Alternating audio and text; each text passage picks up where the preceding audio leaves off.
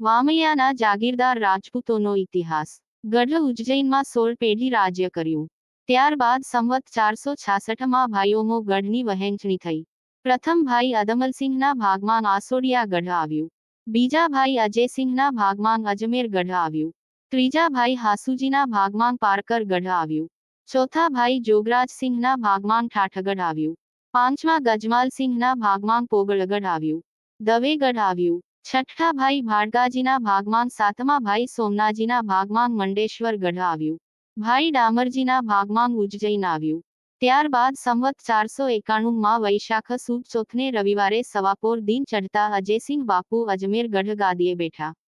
આઠમા ત્યારબાદ સંવત 599ની સાલમાં પરમાર સામલસિંહ વાસે રાણીબા નામે રંગાવતી કુંવરબા સતી થયા અજમેર ગઢમાં. ત્યારબાદ સંવત 668માં સોનસિંહના વાસે માંગકુંવરબા સતી થયા. તેમની પાછળ ગઢ અજમેર માંગ પરગણું જમાડ્યું. ત્યારબાદ સંવત 775માં પરમાર નરપાલસિંહના વાસે રાણીબા અનુકુંવરબા સાખે જાદવ જૂનાગઢ સતી થયા. સંવત 838માં ગઢ ગાગરણમાં મેરાજી બાપુ. ત્યારબાદ કામ આવ્યા. તેમની પાછળ રાણી અમરાવતીબા બનાવ્યું અને સતીની ડેરી કરાવી.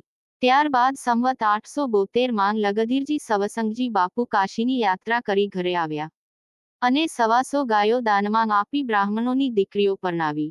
સંવત 932માં રાણીબાનું વિસાણું થયું ત્યારે દેવડા રાણીબાએ મેણું માર્યું કે તમે ખરા મદે હોય તો શિરોહી જીતી આવો.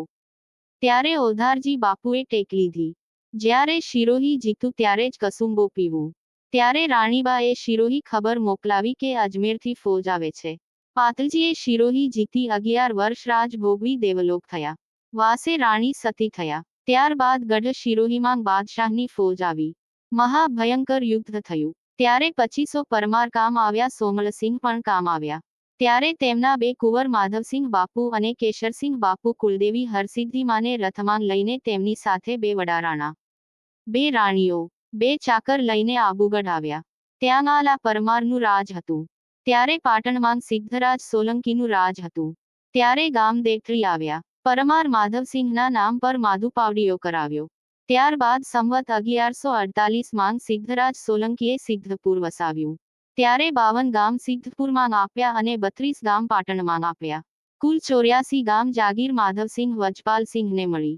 સંવત 1153માં શ્રાવણ સુદ સાતમના વામૈયામાં ગાદીએ બેઠા. હિશોરમાં કુલદેવી હરસિદ્ધિમાના બેસણા કર્યા. વામૈયામાં રાજ સ્થાપવા માટે રાઠોડ સતી થયા. ત્યારે ગઢમાં મહાદેવનું મંદિર 12 ગામ જાગીરદાર બાપુ. ઇતિહાસ.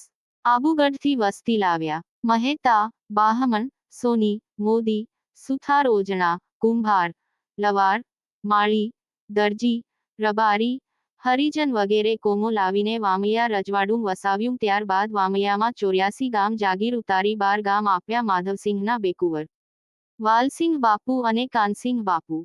વાલસિંહ બાપુના વંશજો વાલાણી કેવાણા અને કાનસિંહ બાપુના વંશજો કાયણી કેવાણા.